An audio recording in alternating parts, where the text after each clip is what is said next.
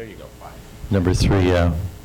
Most people hold a mic like it's an ice cream cone. It's down here somewhere. You know, yeah. Me too. So this, now we go back, let's go back. So this is the title, and I didn't say this guy said it. Sam Altman, the CEO, the once and again future, and maybe he'll keep repeating it, CEO of OpenAI.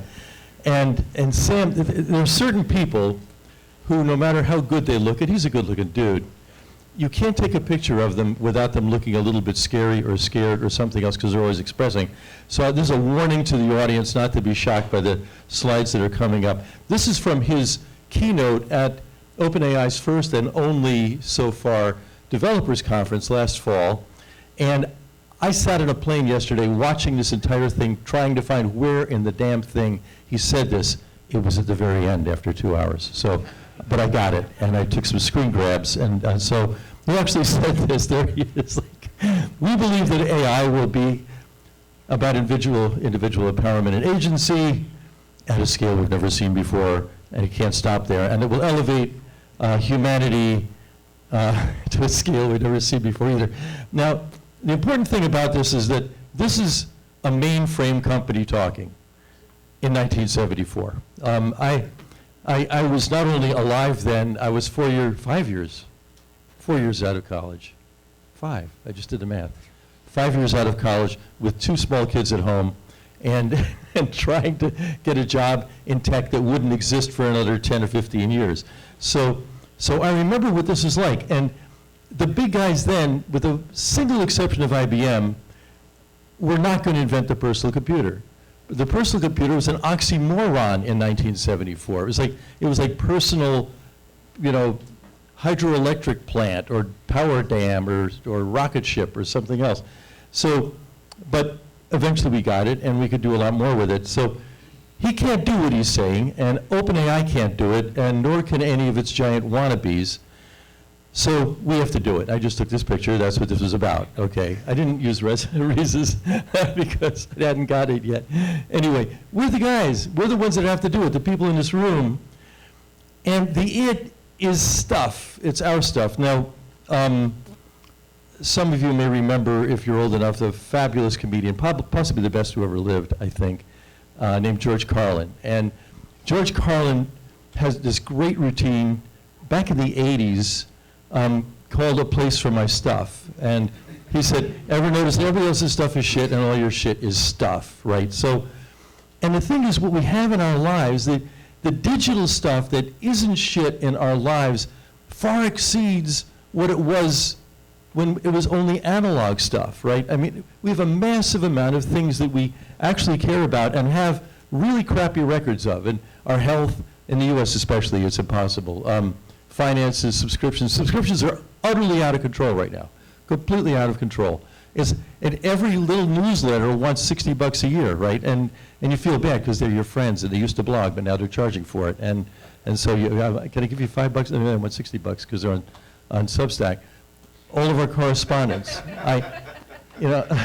calendar, schedule, shopping, hobbies, where are my guns, legal, which includes a lot of stuff we'll go into, what we do for a living and everything else that makes a life. So most of this stuff is shit unless we make it stuff, meaning useful. And to me, this is really the frontier for personal AI. It's not what we do in the marketplace, it's what we do in our own lives first.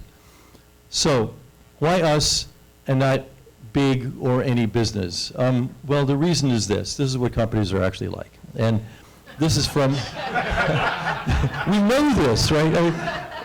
This is from Gaping Void is Humid Cloud. He did this 20, 30 years ago. But that's really what it is. And now I have to admit that in my past I've served time, okay? I actually served time in marketing.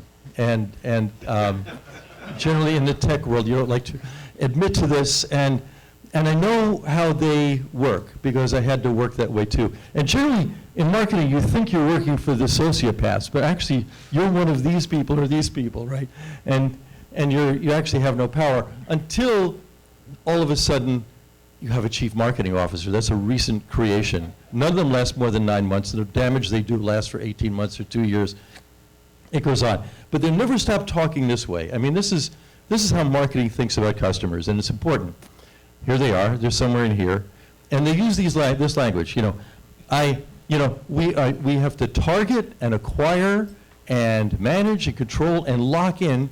Without irony, they're talking as if they have slaves. They're in the slavery business or animal husbandry or ranching, right? I mean, they're talking about people here, and that's because they're detached. They're not engaged. They're not in the conversation. They think they're in the conversation, but they're not. So they can't do it. They suck at it. They're not ever going to be able to do it. So that's the problem. Now, it's important to go back in history and look at The Onion. I did this in 2009. And this isn't marketing at work. This is just plain old retailing. In there, if you could read the small print, it said that actually was even worse than the shelving aisle at IKEA. But we can achieve this in modern times with CVS. CVS doesn't need to do any marketing at all, none, because they're everywhere. They're across the street from the other CVS and down the street from the others. There may be more of them than Starbucks, right, at this point. And if you have any problems at all medically, or you just want to get some vitamins, where do you go? You have to go to CVS. And now you can't even find this shit because it's sticking in front of us all these things that say free. And if you want to have a breakdown, just look at the whole aisle there. I mean, it's impossible. And I shot this while I was looking for vitamins, by the way. And I don't remember if I gave up or not, but you might as well. And and I have my keys with me here, and there's a little fob on here that says CVS on it, so I scan it on the way out of CVS. The amount of cognitive and operational overhead that marketing has added to the ordinary action of buying something at a store is massive. It's massive, and it just, what it costs must be even more massive. So, and not only that, it's earned the ire of this is from Vox, which did a story about it, and read it, where a guy's making his tie out of the giant receipts that you get when you go to CVS. It's ridiculous. Do these work at all? I mean, somebody thought of this. We're going to depend on these people to do personal AI for us? No fucking way. Okay, so here's an important question. Who's the most loved retailer in the U.S.? I can't believe I haven't heard it yet. Well, Nordstrom's was, I guess, when you still find one. Actually, it's this one. It's Trader Joe's. Trader Joe's. If there were more women in the audience, we would have had it. When I met my wife 35 years ago, she was like devoted to Trader Joe's. I'd never even been in one and have to go to Trader Joe's. So our desert island requirements are a Trader Joe's and a Costco. And now we live in Indiana where there's neither of them. But anyway, so why? So why is Trader Joe's loved? Well, they have no loyalty program. There's no spying on customers. There's no database of customers except if you opt into the frequent flyer thing that they have. There are no discounts. Nothing's on sale. They put simplicity wherever they can. They learn from actual conversations with real people. And I know this from having talked to top people, or top person anyway, at Trader Joe's. They have no marketing of the usual kind.